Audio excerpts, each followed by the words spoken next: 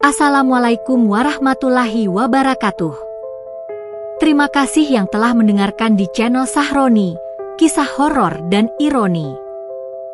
Semoga kalian selalu diberi perlindungan, dijauhkan dari hal-hal buruk, dan diberikan ketenangan dalam setiap langkah. Sebelum cerita dimulai, kami ingatkan bahwa cerita ini hanyalah fiksi belaka. Apabila terdapat kesamaan dengan kejadian nyata, kami mohon maaf. Malam itu aku datang ke rumah tua itu dengan langkah yang sebenarnya sudah tidak enak sejak awal. Bukan karena rumahnya besar. Bukan karena halamannya luas. Bukan karena cat dindingnya yang mengelupas seperti kulit mati. Tapi karena sejak pertama kali melewati pagar besi yang bunyinya serak saat dibuka, aku merasa ada sesuatu yang sedang mengamati dari balik jendela. Rumah itu berdiri di pinggir kampung lama, agak jauh dari jalan utama, menempel di antara rumpun bambu dan kebun pisang yang tumbuh liar. Orang-orang di kampung menyebutnya rumah Pak Tua Suraji, meskipun sudah lama beliau meninggal. Setelah itu rumahnya ditempati adiknya, lalu keponakannya, lalu entah siapa lagi.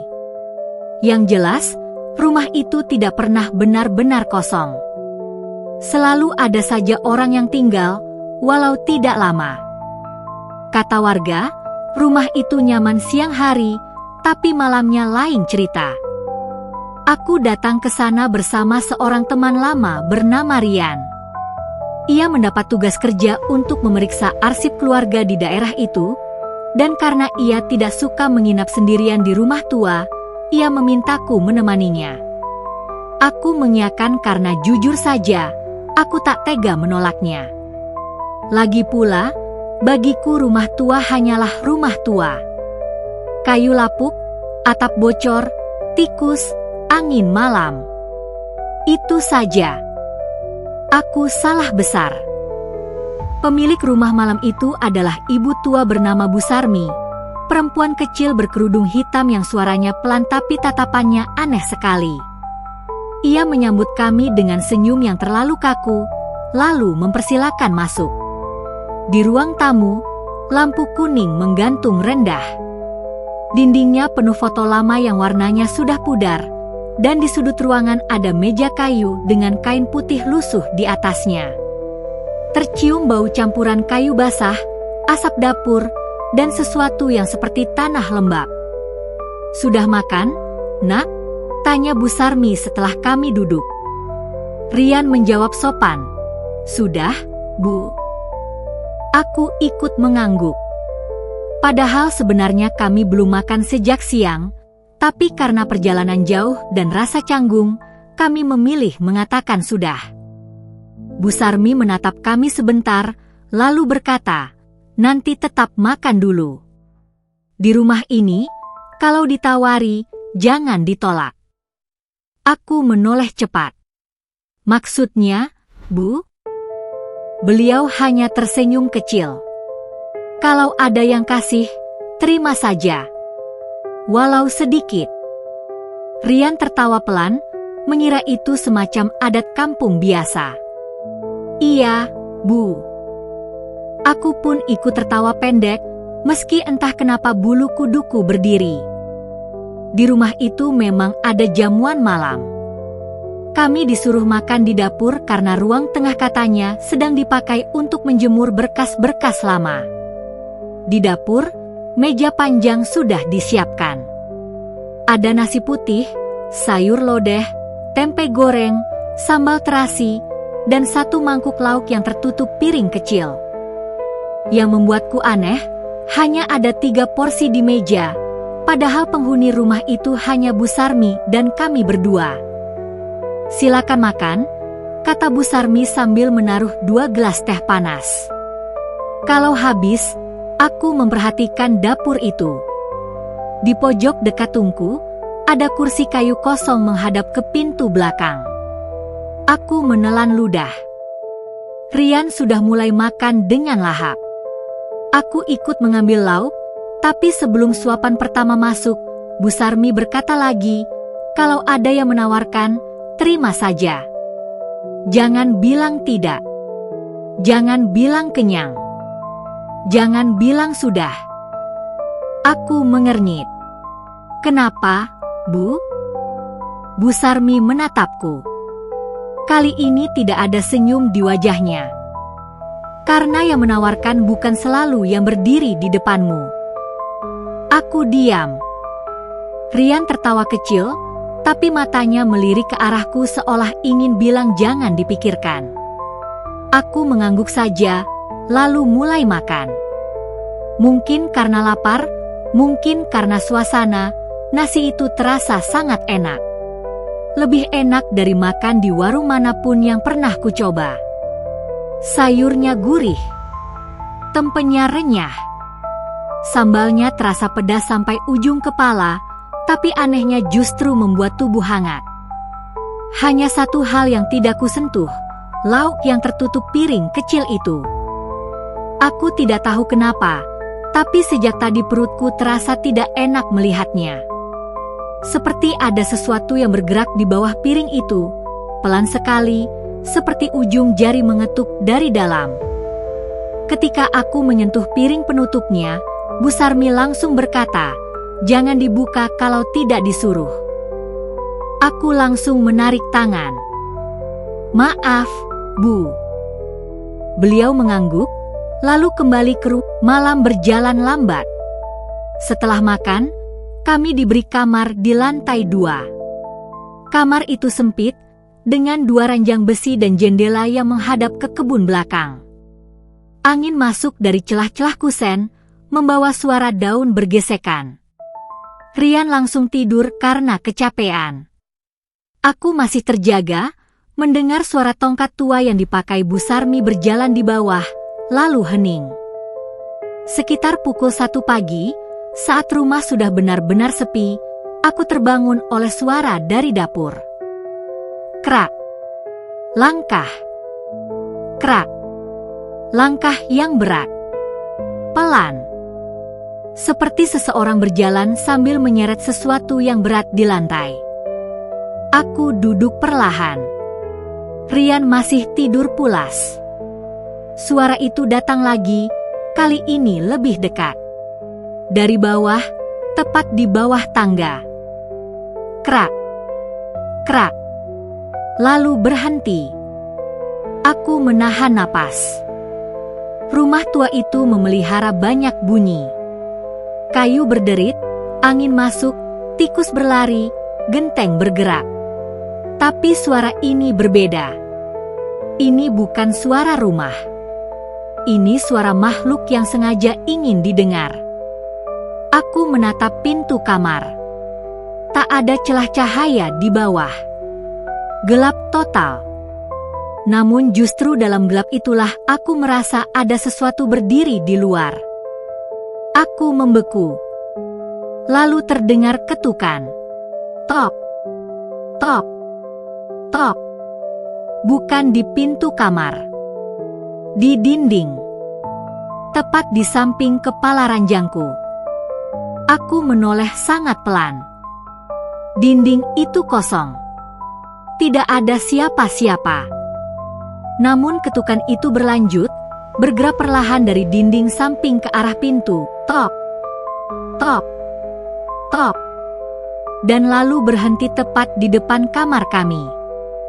Aku merasakan napasku sendiri menjadi terlalu keras. Aku menutup mulut, takut suara kecil pun akan terdengar. Di sampingku, Rian masih tidur. Aku ingin membangunkannya, tapi bahkan saat jariku menyentuh bahunya, aku mendengar suara lain. Bukan dari pintu. Dari dalam kamar. Ada napas. Pelan. Basah. Seperti napas orang yang berdiri sangat dekat di belakang telingaku. Aku menutup mata seketika. Saat kubuka lagi, tidak ada apa-apa. Tidak ada orang di belakangku. Tidak ada bayangan. Namun dari sudut SRRRRT. SRRRRT. Aku hampir berteriak, Tapi pada saat itu Bu Sarmi mengetuk pintu kamar kami dari luar. "Jangan dibuka." Suaranya pelan, datar, tapi tegas. "Apapun yang dengar, jangan dibuka." Aku bangkit spontan. "Bu, ada apa ini?" Tidak ada jawaban. Yang ada justru suara langkah berat itu kembali bergerak menjauh, turun tangga, lalu berhenti di dapur. Pagi harinya, Bu Sarmi tidak membahas apapun. Beliau hanya menyuguhi kami teh manis dan pisang goreng. Wajah Rian terlihat pucat, tapi ia mengaku tidur nyenyak. Aku ingin bertanya soal suara semalam, tetapi Bu Sarmi lebih dulu berkata, "Kalau nanti ada yang menawarkan makan lagi, jangan menolak." Sekali saja menolak, dia bisa merasa disinggung. Aku menatapnya. "Siapa?" Beliau diam yang tinggal di rumah ini. Rian terkekeh kecil. "Maksud ibu, penunggu?" Bu Sarmi tidak ikut tertawa. "Kalau kamu suka menyebut nama, sebut saja yang baik-baik. Jangan panggil yang lain." Aku merasakan tenggorokanku kering. Hari itu kami sibuk memeriksa berkas-berkas keluarga di ruang depan. Di siang bolong, rumah itu memang tampak biasa. Burung-burung berkicau di luar. Cahaya matahari masuk lewat jendela. Debu berputar seperti butiran emas. Hampir sulit mempercayai bahwa malam sebelumnya aku mendengar sesuatu yang berjalan di bawah tangga. Namun menjelang sore, saat matahari mulai turun dan bayangan memanjang di lantai, Bu Sarmi datang membawa nampan.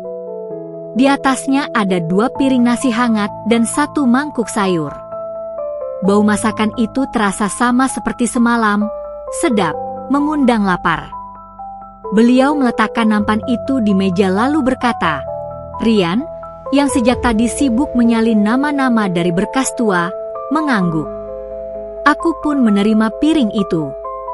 Tapi ketika aku hendak makan, aku teringat satu hal, di bawah piring kecil tadi, ada sesuatu yang bergerak. Aku menahan diri.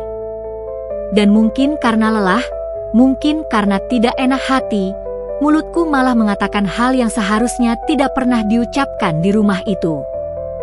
"Maaf, Bu, saya masih kenyang." Bu Sarmi berhenti di ambang pintu. Rian menoleh cepat ke arahku. Wajahnya berubah. Aku baru sadar apa yang baru saja kulakukan. Bu Sarmi tidak marah, tidak berteriak, tidak juga memaksaku. Beliau hanya menatap piring di depanku, lalu menatapku lagi dengan wajah yang entah kenapa tampak sangat sedih. "Kalau begitu," katanya pelan, "jangan bilang tidak pada siapapun yang datang malam ini."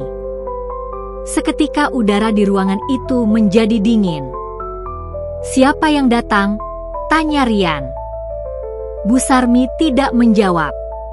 Beliau hanya berbalik dan pergi ke belakang rumah. Aku dan Rian saling pandang. Keringat dingin mulai merembes di punggung. Aku menatap piring di depanku. Nasi itu masih mengepul. Sayurnya masih tampak segar. Namun ada satu hal yang membuatku nyaris muntah. Di pinggir piring, ada 1 helai rambut panjang, hitam, kasar, dan basah. Bukan rambut Bu Sarmi. Beliau berkerudung dan rambutnya hampir tak pernah terlihat. Ini rambut laki-laki. Tebal. Seperti bulu kasar. Aku mendorong piring itu perlahan. Rian berbisik, "Jangan aneh-aneh. Makan saja sedikit." Aku menggeleng. "Sudah kenyang?" Aku diam. Suaranya yang barusan terdengar begitu biasa membuat jantungku berhenti sesaat. Karena itu bukan suara Rian. Itu suara dari belakangku.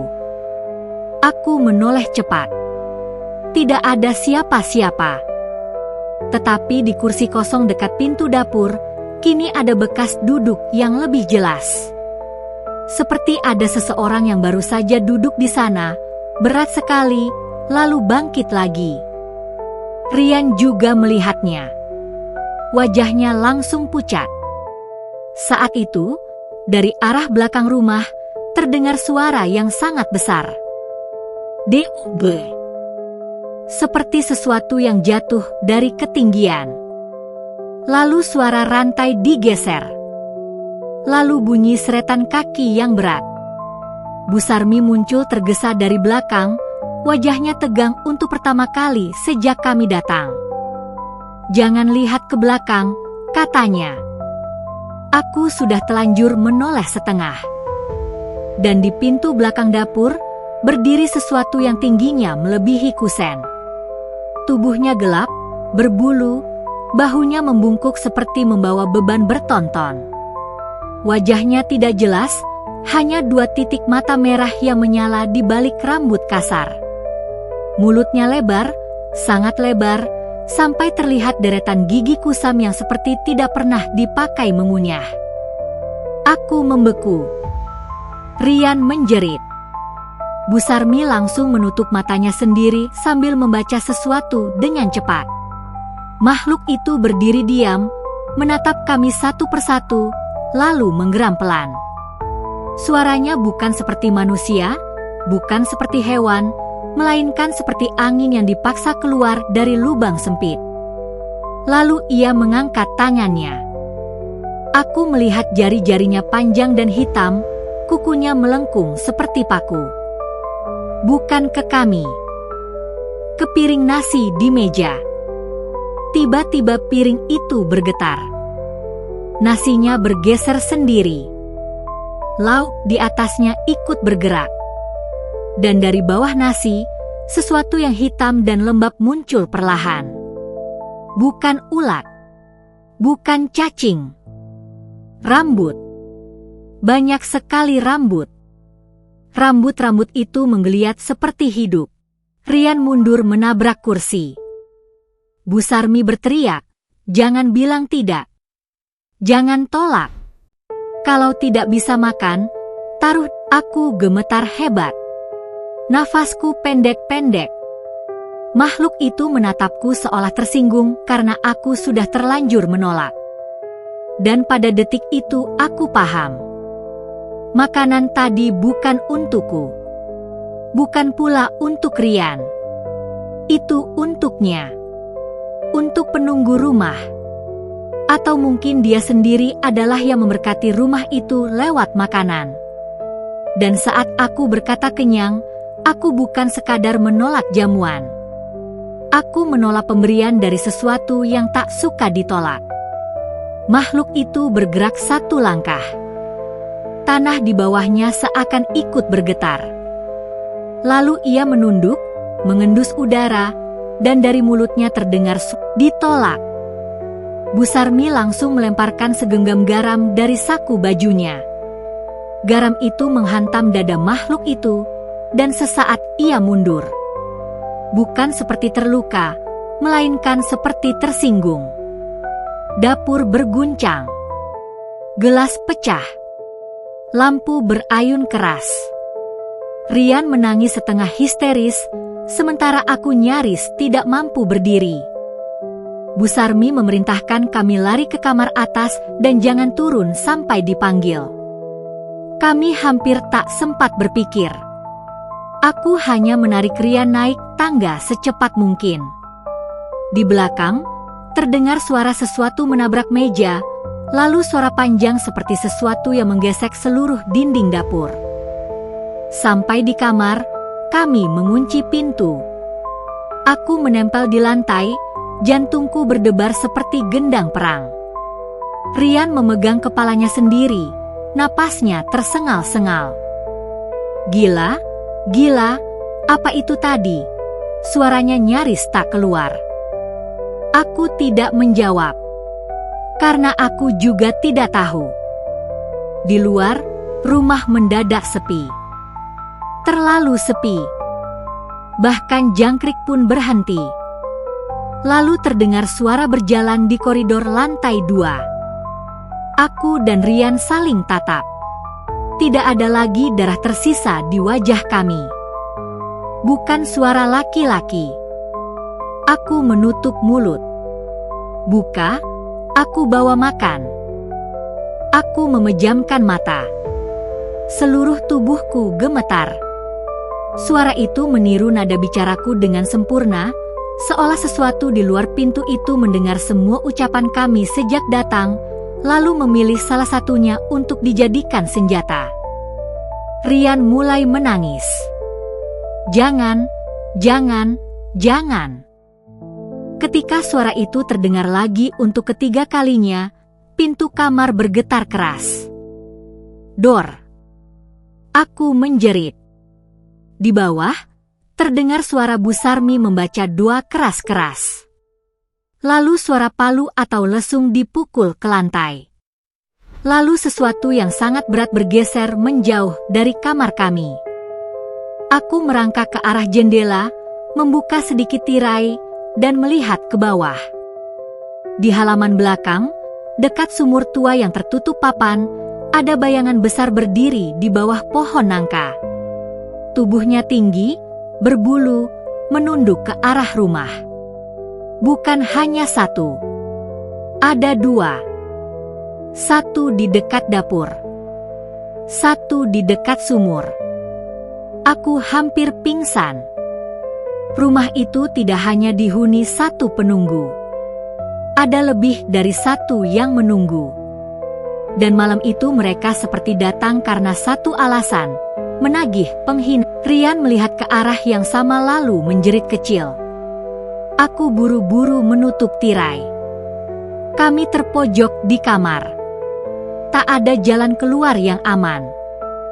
Tak lama kemudian, suara pintu utama dibanting keras dari bawah. Lalu terdengar langkah Bu Sarmi naik tangga. Cepat. Tergesa. Begitu sampai di depan kamar, beliau mengetuk 3 kali. Buka. Sekarang. Aku ragu. Bu, panggilku. Buka. Jangan tanya. Suara itu memang suara Bu Sarmi. Aku membuka. Beliau masuk dengan napas berat, membawa sesuatu yang dibungkus kain putih. Wajahnya tampak semakin tua, matanya merah karena lelah. Dengar baik-baik, katanya. Kalian tadi menolak. Sekarang dia sudah tahu kalian menolak. Rian menggigil. Itu apa, Bu? Bu Sarmi menatap kami sangat lama. Di rumah ini, ada yang diberi makan. Ada yang menjaga pintu. Ada yang tinggal di bawah. Dan ada yang suka kalau orang lupa diri. Yang kalian lihat tadi bukan tamu. Itu yang punya marah kalau diberi hormat setengah-setengah. Aku menelan ludah. Terus kami harus bagaimana? Beliau menaruh bungkusan kain di lantai. Kalau malam ini masih mau selamat, kalian harus makan apapun yang saya kasih. Jangan tanya. Jangan menolak. Jangan bilang kenyang lagi. Rian langsung mengangguk. Aku pun mengangguk. Saat itu aku benar-benar siap menelan apa saja. Bu Sarmi membuka kain putih itu. Di dalamnya ada 3 lembar pisang yang dibentuk seperti wadah kecil. Di masing-masingnya ada nasi, sedikit garam, dan sepotong lauk hitam yang bentuknya tidak jelas. Aromanya aneh. Bukan busuk. Bukan juga harum. Seperti daging yang pernah dibakar lalu dibiarkan di tempat lembab. Apa ini? Bisik Rian. Jangan tanya. Jawab Bu Sarmi. Makan. Kami menurut. Sangat hening. Bu Sarmi menutup kain itu kembali lalu berkata, sekarang diam. Jangan keluar kamar sampai subuh. Aku hendak bertanya, tetapi dari bawah terdengar suara banyak kaki. Bukan 2. Bukan 3. Banyak. Seperti puluhan kaki berjalan serempak di lantai kayu. Krak. Krak. Krak. Lalu suara orang-orang tertawa pelan di luar kamar. Aku langsung menutup mulut. Rian memeluk lututnya sendiri.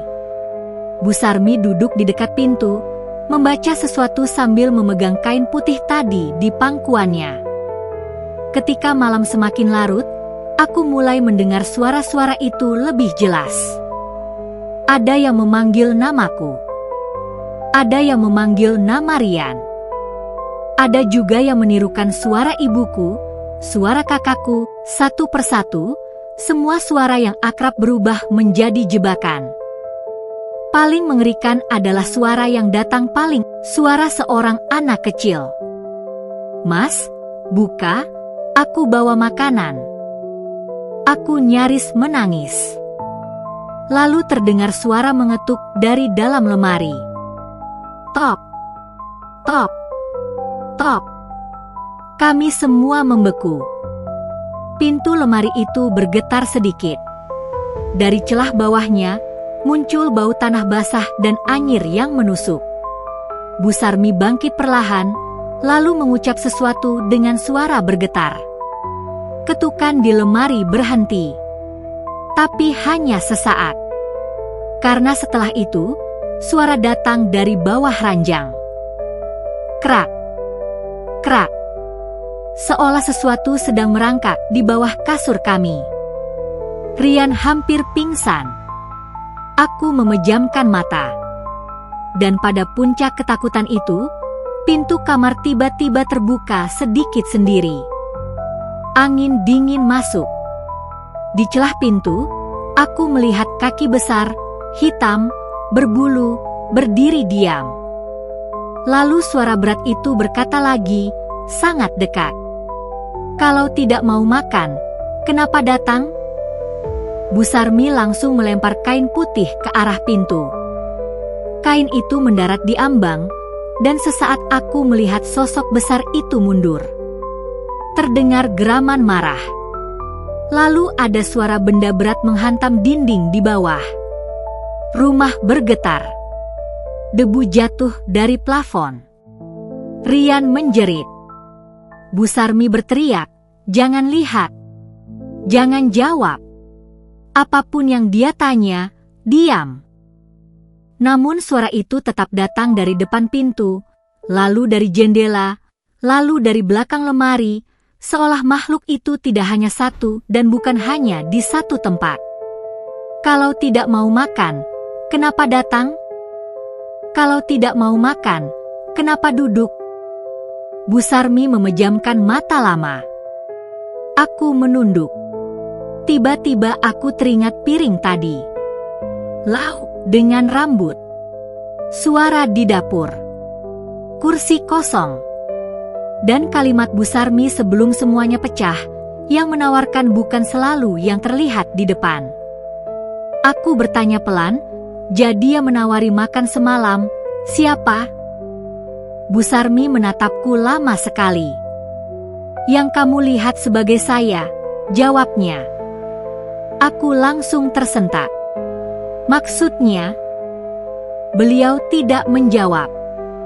Hanya menatap ke arah dapur.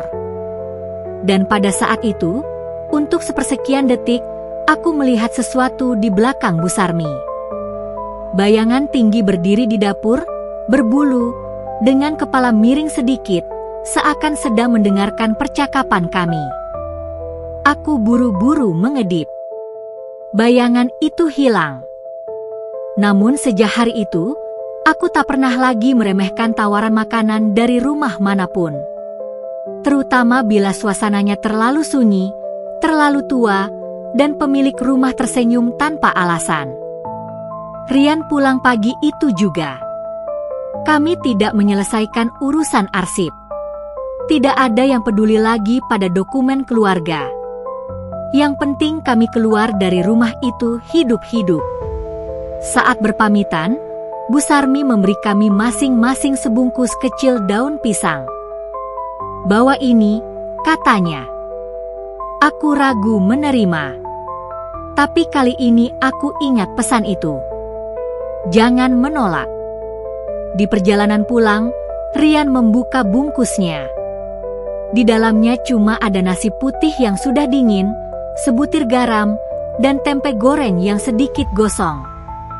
Ia menatapku pucat. "Dia masih ngasih kita makan?" Aku mengangguk tanpa kata. Kami tidak berani menyentuhnya sampai rumah. Waktu akhirnya aku buka bungkus itu di rumah, nasi di dalamnya sudah hilang. Yang tersisa hanya beberapa helai rambut kasar, hitam, panjang, melingkar seperti cakar kecil di atas daun pisang. Pelan, aku menahan napas. Lalu dari balik pintu, suara berat yang sama berkata lirih, seolah masih lapar. "Kenapa menolak lagi?" Terima kasih telah mendengarkan cerita sampai selesai. Wassalamualaikum warahmatullahi wabarakatuh.